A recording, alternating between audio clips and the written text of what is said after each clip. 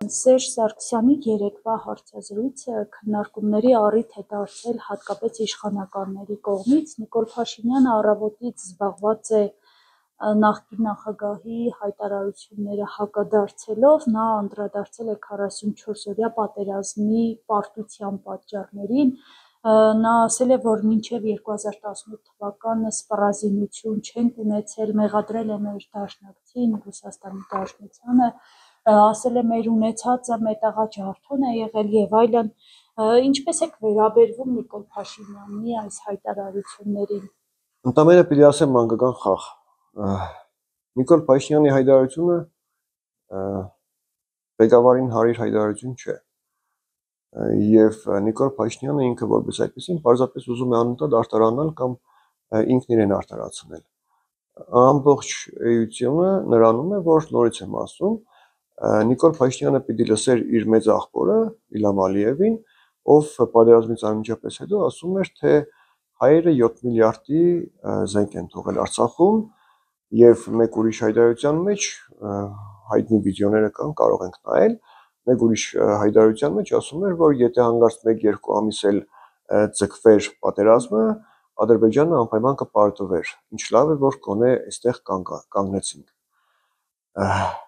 Բնականաբար Նիկոլ Փաշինյանը պիտի հակադարձի թե Սերժ Սարգսյանին, թե Ռոբերտ Քոչարյանին, ինչու՞ չէ նաև Լևոն Տեր-Պետրոսյանին, բայց դա չի նշանակում, որ Նիկոլ Փաշինյանը ճիշտ է։ Եվ գիտեք, ամենահետաքրքիրն է, որ ինքը երբ որ հրավիրում է բանավեճի 3 նախագահներին կամ լավ գոնե 2 նախագահին, ինքը պիտի մի բան հասկանա, որ այդ նախագահները ի վերջո պատերազմ հաղթած նախագահներ են, այդ նախագահները ի վերջո հարաբերություններ ստեղծած նախագահներ են, ինչի չի ասի իր ուրեմն տարբերակով, որովհետև բոլոր այն ղեկավարների, բոլոր այն պետությունների հետ, ում հետ Հայաստանը կամ հայ ղեկավարները փորձեցին համագործակցության եզր փնտրել եւ բուն համագործակցել, ինքը ամեն ինչ քանդեց, ինքը բոլոր տեսակի կամուրջները այրել է բոլոր տեսակի պետությունների հետ։ Հիմա որ իրեն Ամերիկայում այսպես գլուխն են շոյում կամ Թուրքիայում, չգիտեմ, այսպես սրդաճմլիկ մտքեր են արտահայտում իրեն վերաբերող եւ այլն, ինքը դրանից որ ոգևորվում է, ինքը մի բան պիտի հստակ հասկանա։ Ես իսկապես լուրջ եմ ասում, ես շատ ցավում եմ այս ղեկավարի համար, որովհետեւ մենք բոլորս գիտենք, որ մինչև անգամ դավաճաններին չեն ներում հենց դավաճանները ում համար որ ծառայություն են մատուցում։ Այնպես չի, որ սա միանշանակ ինքը որ ամբողջությամբ հայրենիքը այսպես ավիրեց, ինքը հետագայում պիտի ներվի նաև ասենք Թուրքիայի կամ Ադրբեջանի կողմից։ Չկա նման բան։ Ինքը պիտի սպասի լուր, պիտի նստի ու սպասի իր հերթին։ Իսկ այդ հերթը շատ հեռու չէ։ Մենք այնքանով զենք չենք ունեցել, որ այդ չունեցած տեղով, եթե ըստ էության փորձեմ իրեն ականջի շոյեմ, մենք այնքան զենք չունենալով հանդերձ, եթե կարողացել ենք ժամանակին առաջի պատերազմ հաղթանակել, ապա երկրորդ պատերազմը, որ 16 թվականի ապրիլին տեղ ունեցավ, դա կանգնեցնել եւ մենք բոլորս գիտենք եւ դա հայտնի փաստ է, որ Իլհամ Ալիևը ինքն է խնդրել Ռուսաստանի Դաշնության նախագահ Վլադիմիր Պուտինին, որ խնդրում եմ հայերին բան արեք, կանգառնել տվեք, ստոպ տվեք, որովհետեւ հայերը անցնում են արդեն բոլոր սահմանները։ Պարոն Աշխարհյան, բացի դա, մենք նույն այդ տարվա մեջ 44-օրյա պատերազմից առաջ հուլիսին ունեցանք Տավուշյան 3-4 օրվա պատերազմը, որտեղ Նիկոլ Փաշինյանը, հիշում եք, գեներալների հերոսի կոչումներ տվեց, հայտարարեց, որ տարածաշրջանում ամենամարտունակ բանակն է, իսկ հիմա մեղադրում է նախկին նախագահներին, հատկապես թիրախում 3-րդ նախագահն է, այսպես թիրախավորում է, որ բանակցային գործընթացը տապալել է, նույնիսկ խոստացել է, որ պետք է հրապարակի փաստաթղթեր բանակցային գործընթացից, բայց բոլորս շատ լավ ենք հիշում նրա հայտարարությունները, որ սեփական կետից է բանակցում է ինչ ուզում է, արդյոք սա հերթական արդարացման փորձն է իր կողմից։ Դե եմ ասում, նայեք, ինքը եթե խոստացել է ինչ-որ թուղթ հրապարակել կամ հայտարարել, որ այդ թուղթը կա եւ այլն, այդ խոստումին ես չեմ հավատում, որովհետեւ ինքը իր վարքով ու վերաբերմունքով այս 7 տարիների ամբողջ ընթացքում ապացուցեց, որ ինքը խոստումնալից երիտասարդ չէ, ինքը վստահելի մարդ չէ, իրեն ոչ մեկը չի վստահում։ Ես հիմա գիտեմ, որ հիմա այս նյութը նայելուց բոլոր իրեն պաշտողներն ու սիրողները պիտի հավիախառը ինչ-որ բաներ տարածեն եւ այլն, բայց դա ինձ չի հուզում, դա ինձ ամենակիչն է հուզում, դա նշանակում է, որ իմ ասածին հետ իրենք համաձայն են։ Նիկոլ Փաշինյանը որպես այդպեսին ինքը ջղացակումներ ձեռք բերում է այն ժամանակ, երբ որ հասկանում է, որ ինքը սխալ է եւ ինչ որտեղ ինքը փորձում է պարտվել։ Տեսեք, գոռալով ով է խոսում սովորաբար, խոսում են նրանք, ովքեր որ գիտեն, որ իրենց ասելիքը տեղ չի հասնում, իրենք սխալ են, իրենք սուտ են, իրենք կեղծ են, այսինքն ամենալավ հարցակումը դա հակահարցակումն է, չէ՞, ոնց են ասում, նման բան կա, չէ՞։ Տեսեք, ինքը երրորդ նախագահին վերցրել է թիրախ, բայց ես դրան էլ այդքան չեմ հավատում, որովհետև ամեն դեպքում երրորդ նախագահան ինքը որպես այդպեսին երեք իր հարցազրույցի ժամանակ ասեց, որ ամբողջ Ռուսաստանը գիտեր, որ պիտի Կարեն Կարապետյանը լիներ վարչապետ, բայց եղավ Նիկոլ Փաշինյանը։ Արդյոք երրորդ նախագահան այստեղ ասելու բան չունի, թե հայ ժողովրդին, թե Վլադիմիր Պուտինին, թե Նիկոլ Փաշինյանին, ես չգիտեմ, արդյոք այս թեմայով ասելու բան չունի։ Երրորդ նախագահան ինքը 18 թվականին ասեց Նիկոլը ճիշտ էր, ես սխալ էի, եւ հետո ասեց, հետո կասեմ, թե ես ինչի էի սխալ, ինչի էր Նիկոլը ճիշտ, հավանաբար ինքը 3-6 ժամանոց ասուլիսով ասեց, թե ով էր ճիշտ, ով էր սխալ, կամ դեռ հլա ասելիք կա այդ ուղղությամբ, բայց ամեն դեպքում ես այդտեղ շատ խիստ հարցական կա, մեծ հարցական կա այդտեղ, թե ինչ ասել էր Ռուսաստանը գիտեր, որ պիտի լիներ այս մարդը, բայց եղավ այն մարդը, ինչի հանգած եղավ այդ մարդը։ Պարոն Աշխարյան, չեք կարծում, որ արդեն անիմաստ եւ ուշացած է դիսկուրսը, ով բերեց Նիկոլ Փաշինյանին իշխանության, մենք շատ ժամանակ ենք կորցրել դրա վրա այդ հարցի փնտրտուք։ Հայ ժողովուրդը ընդհանրապես շատ ժամանակներ կկորցնի միշտ նման անիմաստ բաների վրա, ու տեսեք Նիկոլ Փաշինյանը որպես այդպեսին ինքն էլ հերթական այդ բաներից մեկն է, ով շատ լավ գիտենալով հայ ժողովրդին անընդհատ փորձում է շեղել։ Այդ հենց այդ շեղելու պահն է, այս մեր մոտ շատ խիստ, պես կարմիր տողով ընդգծված։ Մի շատ կարևոր դեպքի իրականացնելու հետ կապված մի հատ շատ անկարևոր բան Հայաստանում տեղի ունի, ու այդ ամբողջ ժողովուրդը որ պիտի կենտրոնանա այդ դեպքի վրա, տեղափոխվում է մեկ ուրիշ տարածք։ Մեկ էլ իմանանք, որ այն դեպքը, որը շատ ավելի կարևոր էր, քան այն մեկը, արդեն եղել է, եւ մենք չենք հասցրել ինչ-որ բան անելու, դրա դեմը առնելու կամ եւ այլն։ Ստացվում է թիվ 1 օրակարգ թելադրում։ Հենց էս է ամբողջ հարցը, այդ ժողովրդին խաբելը շատ հեշտ է, ժողովրդի ականջի շոյելը շատ հեշտ է, որովհետեւ ժողովուրդը այսօր մանավանդ մեր կարգի ժողովուրդը, հայ ժողովուրդի մասն է խոսքը, որ տնտեսապես աղքատ է, հոգեպես աղքատ է, չգիտեմ, բոլոր տեսակի բարդույթները իր մեջ արդեն ներառնված է, չգիտեմ, գուցե ազգը ծերացել է եւ այդ ազգին թարմացում է պետք ու Նիկոլ Փաշինյանն ինքը գիտենալով հանդերձ 500,000 ադրբեջանցիներին պիտի բերի Հայաստան, կամ արդեն համաձայնեցրել են այդ բանը, հնդիկներին են հիմա բերել, չինացիներ կան, ռուսներ կան, ուկրաինացիներ կան։ Խոստումն է պահում 50,000։ Հենց էս է։ Հիմա տեսնենք թե ինչ տեղի կունենա, ես չգիտեմ։ Ամեն դեպքում հայ ժողովուրդը ինչ որ մի բան կատարում է, բայց այդ հայ ժողովուրդը ինքը որպես այդպեսին դեռ չի ուզում հավատալ այն մտքին, որ ինքը խաբվել է։ Եվ քաղաքացիական պայմանագիր կուսակցությունը 26 թվականի ընտրություններին ումեն բավարար ցայներ ունենալու այսպես բանով նպատակով ինքը պետք է իր վրա աշխատի, որովհետև շատ թույլ է արդեն սարսափելի թուլացել է իր դիրքերը եւ ինքը հաստատ կզիջի իր աթոռը եւ եթե զիջեց այդ աթոռը մենք ամեն ինչ պետք է անենք որ ինքը զիջի այդ աթոռը բայց զիջելուց հետո չեմ ուզում պատկերացնել թե ինչ տեղի պետք է ունենա որովհետեւ այն ինչ ժամանակին խնդրել էինք առաջին նախագահին, որ քաղաքական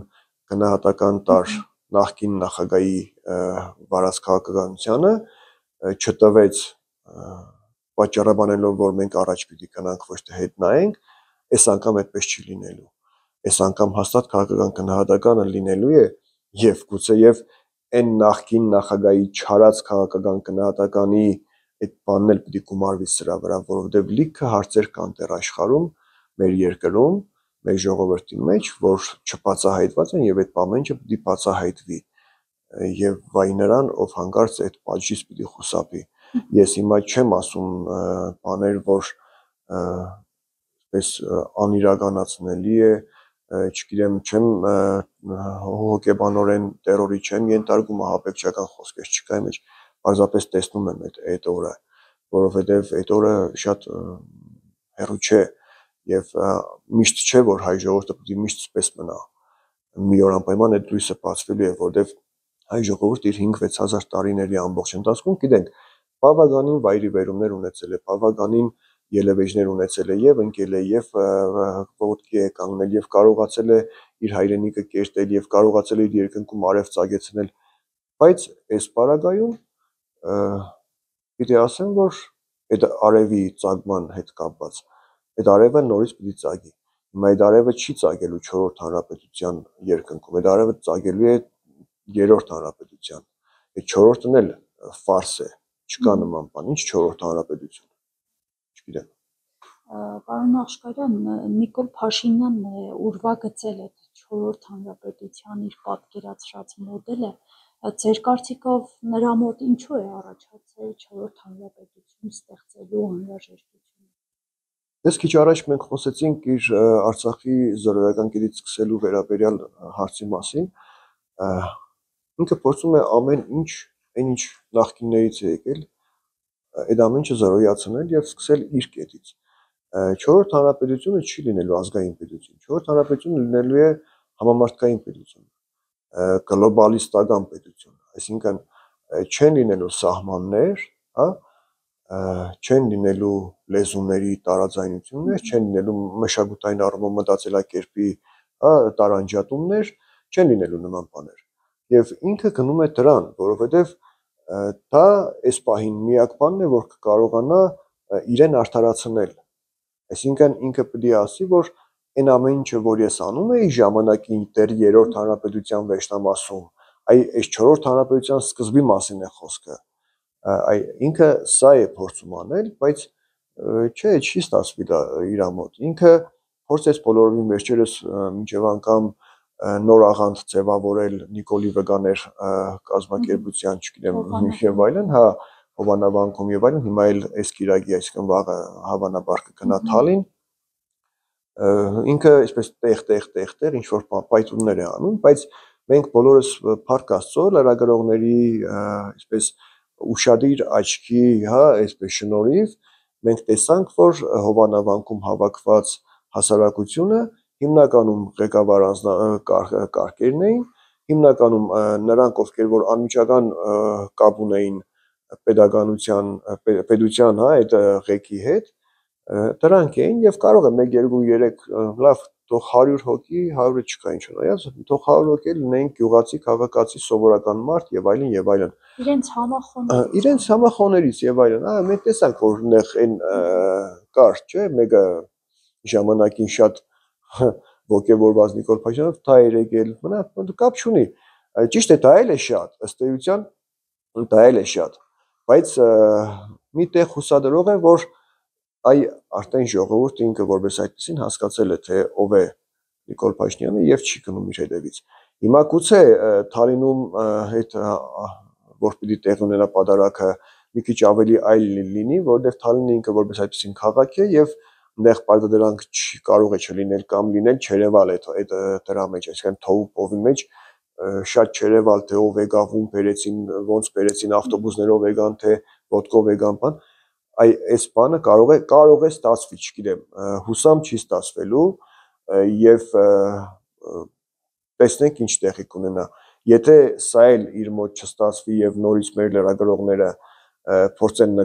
նկարել եւ ցույց տալ ժողովրդի հասարակության այդ քանակությունը, եւ մի քանի օրից հետո, այսինքն մեկ շաբաթից հետո Բաղաշապատում Էջմիածնի համայնքում տեղի ունեցող ընտրությունները իր մեջնարդյունքով, եթե գրանցվի այնպես, որ իրենց համար ոչ հաճելի թվեր նկարվեն, գրանցվեն, իրենք արդեն նորից եմ ասում, մտածելու շատ բաներ կունենան։ Մինչև անգամ պիտի արդեն այն կրծելով հասնեն ինչ-որ բանի։ Ճիշտ է, սա շատ վատ կլինի սովորական մարդկանց համար, որովհետև եթե Էջմիածնում իրենք պարտվեն, իրենք ամեն ինչ անելու են, որպեսզի կարողանան 26-ը հաղթել։ Գիտենք, որ Էջմիածնից հետո եւս այո, բայց թե ինչ կան, մինչև ուր, մինչև երբ։ Մի օր այս ամեն ինչը նորից եմ ասում, պիտի կանգ առնի, չի կարելի, չի կարող այսքան շատ վատ բան լինել մի ազգի հետ, մի պետության հետ։ Ինչ որ մի անգամ մի օր պիտի կանգ առնի դա ամեն ինչը։ Բայց ամբողջ հարցը այն է, որ նորից եմ ասում, իրենք 26 թվի համար մտածելու բաներ կունենան անպայման, որովհետև ժողովրդի արդեն պարզ մեծամասնությունը, չեմ ասում չի սիրում իրեն, որովհետև չի սիրում, այլ այլևս չեմ վստահում, որովհետև այն ինչ ինքը մինչև այսօր խոստացավ այս ժողովրդին, այս ազգին, մինչև այսօր ինքը դա չարեց։ Եվ հիմա ինքը իր այդ չարած, այդ չստացվող, իր մոտ չստացվող այդ բաները փակել է հիմա էլ կաթողիկոսի, վեհարանի, չգիտեմ, եկեղեցու եւ այլն, այսինքն նորից շեղում է մարդկանց։ Այսինքն այն բուն ծրագիրը, որը պետք է ինքը իրականացնի, իր մոտ չի ստացվել, հիմա ինքը փոխել է նորից իր բանը, տանում է դեպի այն կողմ, լավ, ինչ, հետո լավ, ենթադրենք օրինակի համար ստացվեց իր մոտ, վեհապարին էլ փոխեց։ Լավ, այդ էլ փոխեցինք։ Հետո էլ ինչ է անելու։ Ճիշտ է, նորից եմ ասում, իր նպատակը այս պահին աչքի տեսանելիության համար կոնկրետ վեհապարն է թիրախում, բայց ինքը դրանով ուզում է մի ամբողջ ինստիտուտ փչացնել, այսինքն ազգային սյուներից մեկը, որ այսօր հանդիսանում է Հայաստանի Հռոմեական եկեղեցին, այդ սյունն է ուզում կոտրել, որովհետև ինքը արդեն կոտրեց Հայաստան պետության մեջ եղած ընտանիք սյունը, կոտրեց ազգային գաղափարախոսություն սյունը, դիմագիծ բանակը ամենացավոտ տեղը բանակը, որովհետև բանակը արդեն տեսեք հիմա ժողովուրդը 26 թվի համար ինքը նախապատրաստական աշխատանքներ է տանում, սկսել է արդեն տարածել, որ բանակը լինելու է տարի ու կես։ Մինչդեռ մեր ժամանակներում, որ մենք ծառայում ենք, տարի ու կես ծառայում են նրանք, ովքեր որ խելացի էին, նկատի ունեմ ինստիտուտ ավարտած էին, համալսարան եւ այլն, կամ այդ ընթացքի մեջ էին։ Իսկ հիմա բոլորը կապ չունի ով է, պիտի ծառայի տարի ու կես, ինչու։ Մանավանդ այն դեպքում, երբ որ այսօր հայ աղջիկան, հայ կնոջը վերլուծությունների արդյունքում հասնում է ամեն մի տղին հասնում է 12 աղջիկ։ Այդ դեպքը մենք ունեցել ենք գրանցված առաջի պատերազմի օրերին, երբ որ մեկ տղին բաժին էր հասնում 8 աղջիկ։ Այսօր ամեն մի տղին հասնում է 12 աղջիկ, այսինքն այդքան պակասել է մեր տղաների թիվը եւ բանակը այդ խնդիրը ունի, դու փոխանակ մի քիչ էլ ավելացնես, ինչու ես պակասեցնում բանակի քանակը, որովհետեւ նպատակը ոչ թե բանակ սահման պահելն է, այլ նպատակը իր իշխանությունը պահելն է եւ ինքը ավելի հարստացնում է ոստիկանական համակարգը եւ ոչ թե բանակը։